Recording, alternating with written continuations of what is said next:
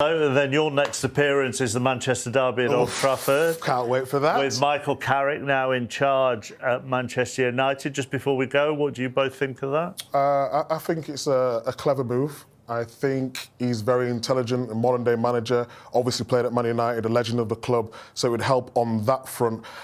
The only question I would have is what happens if he goes on a really good run? Then you know what's happened with Tuchel. He's only signed to the end of the season with England after the World Cup, and there's some managers available, and that is the one conundrum I see. But in terms of here and right now, I think it's a good appointment. What you think they might, if he does really well? If he wins 10 to 12 games and they play really attacking football. Is that what doing really well? What is doing really well for you? Champions League qualification? Champions League with that squad. Obviously, the confidence looks really low at the moment, but a new manager, new bounce. Obviously, it didn't quite work with Fletcher in the last couple of games, but in terms of what they need right now, I think he's a good fit. And long term, yet to be seen, but for right now, I like it. I think it's a sensible appointment. I think when obviously they were talking about Ole Gunnar Solskjaer, had been there before, he'd managed, and when he did it in interim situation, he did well. I felt this was the more sensible one out of the two. I think he'll come in. I've met Michael and played against him. He's a student in the game, knows the game inside out. I think he's just got to, do his best to just try and get him into the top five. If he achieves Champions League football, I think that'd be a great achievement for him. He did a really good job at Middlesbrough, didn't get him into the Premier League, so I think it makes a lot of sense. What are you laughing at? It's just a good job. He didn't say that in front of Roy Keane, shooter of the game. When he said that to him before, he lost his... Well, he wants Eddie Howe. Eddie's got a new contract on the back. Don't worry, I'm not going to ask you about that. One final thing on Carrick. Steve Holland, I think, is going to be his number two. That strikes a lot of people as a clever appointment to be alongside him, Steve Holland? No? Yeah, he's obviously worked with Gareth. The first thing that everyone's now doing is putting two and two together and saying, well, he worked with Gareth Southgate. Does that mean that Jim Ratcliffe... I actually think if they could get that appointment done, I think Gareth Southgate would be their choice. But I just think the fans wouldn't want that. And I think that's the difficulty, because I think Jim Ratcliffe would like Gareth Southgate, I think... But I just don't think that's going to happen. But let's just for right now, I think it's important that they stabilise the club. If he comes in and gets some good results, and then make sure you get a thorough process to get the next manager that can try and get Manchester United back to what they were. We have ended on a conspiracy theory. Thank you. Tomorrow breaking news. But let's start with this evening's breaking news. Michael Carrick has been appointed Manchester United's head coach until the end of the season, 7 days on from the sacking of Ruben Amorim. Carrick's first game in charge will be the Manchester derby this weekend, live on Sky Sports. It's an unbelievable feeling to come back through the doors, really, and be part of the club again. It's been part of my life for so long, and the fact that I left the club for a number of years recently has never really left me. My family's so entwined and goes to every game, season tickets, and I love the place. So for me to be back in this position, it's kind of two sides to it. There's the personal side and the relationships and seeing people and the kind of the soft side in some ways, but I'm quickly focused on doing the job. It's a big responsibility, a massive pleasure and a privilege to be here, but we want to do a good job, and this place deserves that. So massively focused to get started and get going. Manchester United have their man until the summer anyway, although I'm told it was quite a protracted and logistically difficult operation to get not just Michael Carrick agreed with all the terms of his contract, but also the 4 new members of his coaching staff as well. It was made pretty clear to me that everything was agreed with Carrick himself late on Monday night. They were negotiating beyond 11 p.m. and then had a verbal agreement before both sides went to bed. But the entirety of Tuesday was taken up by the lawyers, making sure the contracts were legally sound and that the terms were acceptable to both sides, again, for Carrick and all of his backroom staff. And we know that those 4 members of the backroom staff are Steve Holland, Jonathan Woodgate, Travis Binion and Johnny Evans, all of whom had to have individual contracts drawn up for them. Manchester United were very keen to get this sorted as quickly as possible, with a huge game to come here at Old Trafford at lunchtime on Saturday. But that's because there are only 3 training days for Carrick and his team to get to know the squad and get their philosophy across before that huge game against Manchester City, the Manchester Derby, live on Sky Sports here at Old Trafford on Saturday lunchtime. But the facts of the matter are, there is some certainty now, there is some stability at Old Trafford for the rest of the season at least. The contract details of Carrick and his backroom staff run until June the 30th. Director of Football Jason Wilcox has had this to say. Michael is an excellent coach and knows exactly what it takes to win at Manchester United. He's ready to lead our talented and determined group of players for the remainder of the season as we continue to build the club towards regular and sustained success.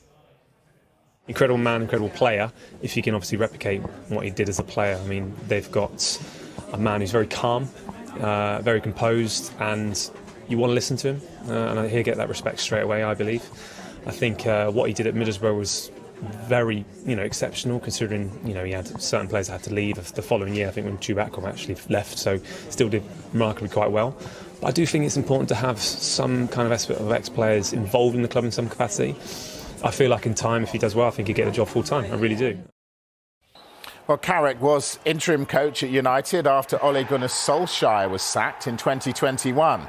In that time, he took charge of 3 games. He was unbeaten in that spell, and it included a 3-2 victory over Arsenal. So the United job means that Carrick has returned to football for the first time since he was sacked last summer after 3 years in charge at Middlesbrough. That is his only senior job in management. He lost a lot of key players in his first summer, and there's no getting away from how that was a major impact.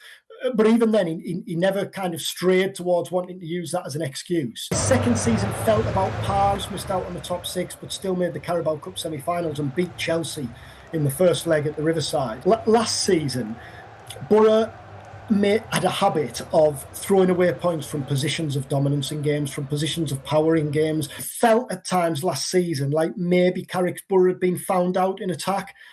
As I said, it felt like at times they were a bit too ponderous and predictable going forward. But then it was his first job as a head coach. So I guess these are all issues that he was bound to have to negotiate at some point. Well, the former Arsenal and England striker Alan Smith is surprised that Manchester United haven't appointed a permanent coach. But he thinks the squad has more than enough talent to achieve Champions League qualification this season. Well, the ideal scenario would be to get a permanent man in, wouldn't it? That's pretty plain. But as the boys said, you get a lot more options, choices in the summer. It always happens that way, and particularly after a World Cup as well. You've got this period where you're treading water a little bit, but they'll be hoping to tread it quite well and get in the Champions League, and then they can obviously attract a better quality of manager, you would imagine, if they are in Europe's top tier competition, if they are back in the Champions League. I think it was the only way forward, in all fairness to the United owners at the moment. United, I think we know what it is. Let's go back to our football correspondent, Rob Dorset. Rob.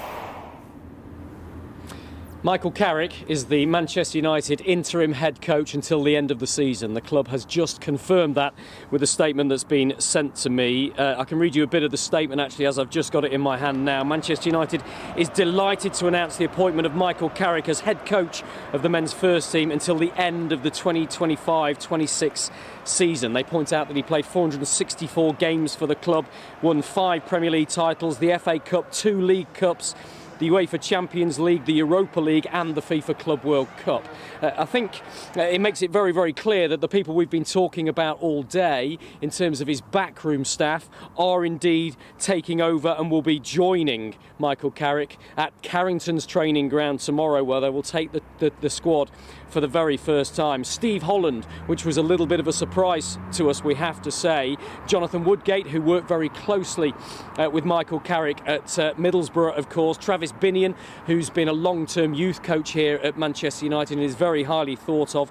Johnny Evans as well, who was only brought back to the club last week to assist Darren Fletcher, and Craig Mawson as well. By the way, Darren Fletcher, I've had it confirmed to me, will return to Manchester United's under-18 squad, where he was before he stepped up to take charge of the. The impression I get, reading between the lines, is that that's what Darren Fletcher chose rather than being involved in Michael Carrick's backroom staff here. I've got some quotes for you as well from Michael Carrick himself, which I think is pretty significant. Carrick has said, having the responsibility to lead Manchester United is an honour. I know what it takes to succeed here. My focus is now on helping the players to reach the standards that we expect at this incredible club, which we know that this group is more than capable of producing.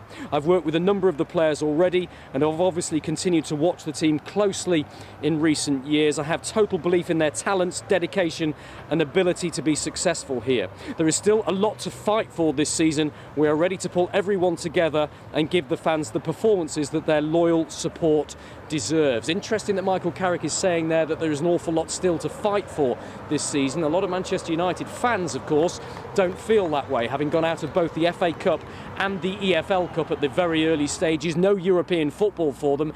There is only the Premier League left for Michael Carrick and the squad to focus on. But crucially, they are 7th in the Premier League right now. They're within touching distance of not just the Europa League and the Europa Conference League, but also the Champions League. And I think the bosses here at Manchester United and Michael Carrick will have spoken about that as a potential target to turn what's been a very difficult season into a huge success if Manchester United could return again to the top table of European competition. I'll just finish with a bit of a statement from Jason Wilcox, the Director of Football, the man who's led this search right from the very start, of course, and who had the task of sacking Ruben Amorim 7 days ago after that relationship between Director of Football and head coach had become irreconcilable.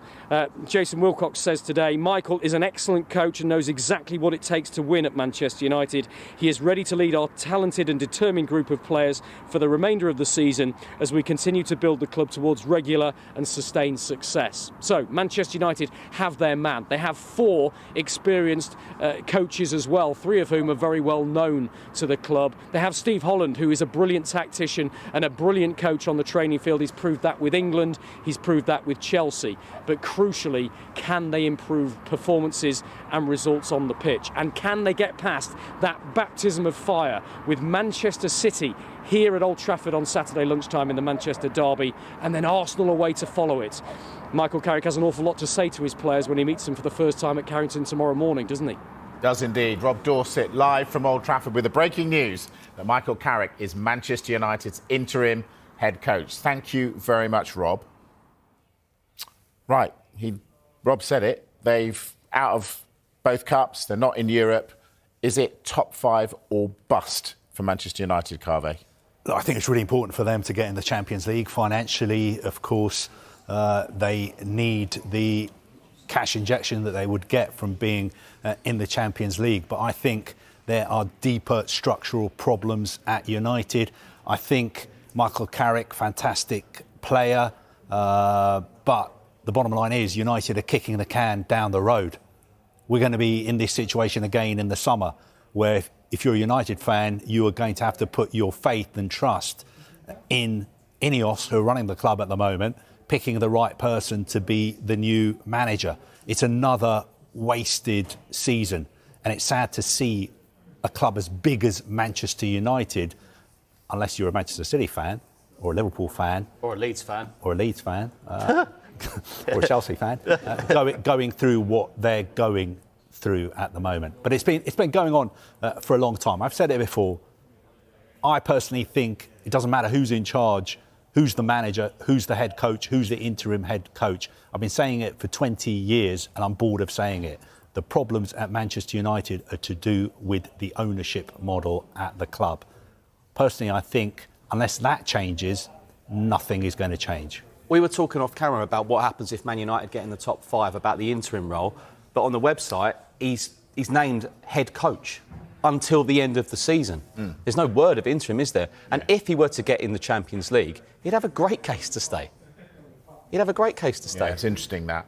But I've never known a club with so... But that might be semantics. Head coach until the end of the season is effectively interim head coach, but we can argue about that. Rob Dorset said, Jason Wilcox, he led the search, he said. Carvey, I put it to you that in his role, he shouldn't have to lead any search because he should have had someone in place already. And also, you know, I think your question is a little bit loaded because, you know, how much of a search is it that you end up with it either being Ole Gunnar Solskjaer or Michael Carrick without being disrespectful to either of those two players who were absolutely incredible players for Manchester United. But you would think a club as big as Manchester United would have a contingency plan. They would have a plan B. Chelsea, when Enzo Maresca left, we all knew that Liam Rosenior was going to get that job. What was the contingency plan at Manchester United for the manager leaving, for Ruben Amorim leaving? Was it to turn to Ole Gunnar Solskjaer or Michael Carrick? Most people would say that's not a particularly detailed, well thought through plan. I think, you know, the situation with Michael Carrick reminds me a little bit of the situation when Frank Lampard went back to Chelsea. You know, a legendary figure going back as a manager until the end of the season. It could go one of two ways. You know, either Carrick could be successful, get them into the Champions League, get the job full time, or it could be what happened under Frank Lampard, where he went back and afterwards he turned around and said, what I found at that club was not what I expected. There were big problems at that club. I couldn't recognise it from the club where I played. So it could go one or two ways. Turning to an ex-player doesn't always work out. And sometimes the problems are far too big for an ex-player to fix. Certainly an ex-player who's only got the job on an interim basis until the end of the season. Giggs, Carrick, Van Nistelrooy, Solskjaer, Carrick again. I've never known so many ex-players to have so many interim roles. But is it just the Man United factor? I mean, the cameras and the directors can't help but see Alex Ferguson clapping every time they're at Old Trafford. Yeah. Right, Carvey. Why are United treading water and bringing in an interim? Why don't they just go and get who they want? They're Manchester United. Good question. I think because they're in a desperate situation. I think very little has gone right for United since Sir Alex Ferguson left. I think there are major problems with the ownership structure at the club. Ineos, since they've come in, have made a series of wrong calls. And if you're a United supporter, you just have to hope that this one is going to work out. Now, I think the point you're making is why do United need another interim manager when somebody like Maresca is available, somebody potentially like Xabi Alonso is available? Shouldn't they be going all out to try and get the man that they want? For instance, if they want Marco Silva at Fulham, OK, he's contracted to Fulham, but he may have a release clause, or you may be able to do a deal with Fulham to get him out. It just feels like another wasted season. And now we're going to have the situation where if Michael Carrick gets them into the Champions League places, say they finish in the top 5, what are they going to do in the summer? Are they going to stick with Michael Carrick or are they going to appoint a new manager? And also, who is going to want to come to Manchester United in the summer when there are going to be other big jobs available as well? I don't think it's as simple as let's just wait until the summer and then we can get Thomas Tuchel or we can get Luis Enrique or, you know, we can get Oliver Glasner. These managers are going to have other options as well. And who knows what position United are going to be in the summer. Will these managers want to come to United? Right. Michael Carrick got sacked by Middlesbrough in the Championship. He's now got the United job. What is this obsession with their former players? Another good question. I don't know. Does it work? Would Michael Carrick have got this job if he hadn't played for Manchester United? Because if you look would he have got any other job in the Premier League? If you look at the Championship table, Middlesbrough finished 10th last season. In his first season, they finished 4th. Second season, they finished 8th. 10th last season, they lost 18 games. They won 18 games, lost 18 games. So with all due respect to Michael Carrick, there is nothing on his CV that would say that he would be on the short list to get the Manchester United job. The reason he's getting the Manchester United job is they need somebody. They need somebody. Because losing Ruben Amorim was unexpected, the way that all ended. But then if you're a United fan, you're asking yourself, what is the point of having this whole structure in place if we don't have a contingency plan for the manager leaving? For instance, Chelsea, Enzo Maresca left within minutes. Everybody who follows Chelsea, journalists, knew that Liam Rosenior was going to be taking over.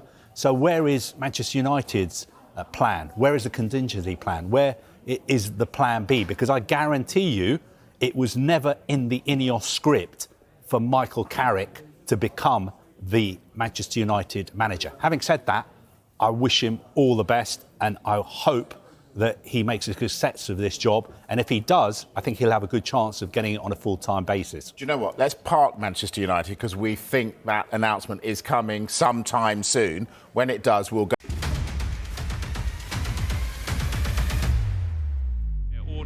Martí, que si no está es por motivos de fuerza mayor, así que todo el ánimo para él, un abrazo grande y veremos si su Rayo le puede dar hoy una alegría. En troncos de Sergio García junto a Verdú cuando ya se cogen esas cartas secretas. A turno de Aitor Vives, encara Aitor, arriba. Desviado el remate de Aitor Vives, la llega a tocar Paul Lechuga. Días en los que quizá podrían haber tenido mejor resultado, los porteros han estado ahí. Viene el balón para Manu. Precisamente un portero es quien le da el primer gol a Troncos. ¡Gol!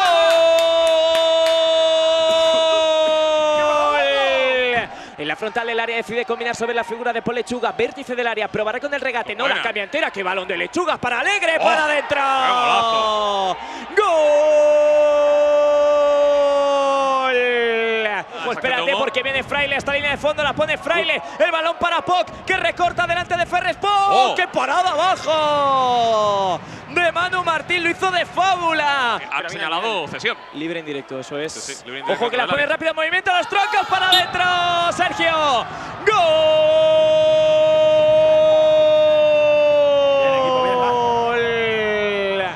Vamos al penalti, presidente. Lo tirará en paralelo a la portería Perchita. Perchita ante Lechuga. Le pega Perchita. ¡Lo ha parado! Con suspense, con incertidumbre, pero acabó sacando finalmente. Pues venga, todo tuyo. Ahí está, algo bajito, capo. Verdú. Contacto con la pelota en el carril central, abre precisamente para Vives. El centro acaba siendo portería porque evitaron que el pase de la muerte pudiese llegar. Pero si eres de Barcelona y quieres vivir la emoción de la última jornada en el Cupra Arena de tanto la Kings League Infojobs como de la Queens League, puedes entrar también en el centro y el remate. Ahora te lo cuento porque es un golazo. ¡Gol!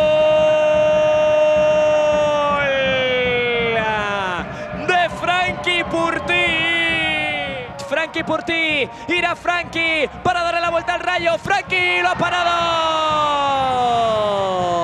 Lo ha parado Manu Martín. En la porfía con Ian, en todo caso no se aplica nada y viene el ataque ahora de los Troncos. ¡Lechuga! Román Alegre está bien, gol doble. Gol doble para Rayo. Sí. El capitán de los Troncos combina con Vives. Lechuga. Era muy difícil porque le botó justo en el momento. Un penalti shootout. Tanto sonoras como lumínicas del Cupra Arena. Sorroche para el tercero. Lechuga. Decide combinar sobre Paul Román. Aparece Román Alegre que filtra el envío. El remate para adentro. ¡Gol de oro! ¡Cántalo! ¡Gol!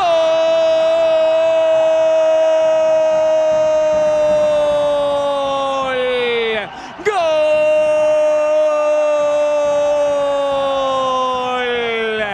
Del Rayo de Barcelona. Llegar y besar el santo Joel Paredes. Frankie Purtí, Prime MVP, por fin ha llegado esa victoria tan esperada para el Rayo. Sí, ha costado mucho. La verdad que aquí ganar cuesta muchísimo y hay que valorarlo mucho. Y como ha dicho el míster, al final hoy era un partido amistoso que encarábamos como preparación para el partido donde nos jugamos la vida, que es el partido de play-out del Mundial. Y esperemos que esto nos sirva para encarar una buena dinámica y encarar ese partido de la mejor manera posible. Hoy no ha podido estar el Presi, no sé si nos estará viendo desde casa y no sé si le quieres decir algo. Yo creo que sí nos estará viendo. Le mando un fuerte abrazo. Esta semana ha sido una semana difícil para él y espero que este le anime, tanto la victoria del femenino como la nuestra este fin de semana. Espero que le anime y que le ayude a pasar la semana de la mejor manera posible y decirle que le queremos mucho y que vamos a dar la vida para que el Rayo esté en el Mundial. Ojalá que así sea. Enhorabuena. Gracias.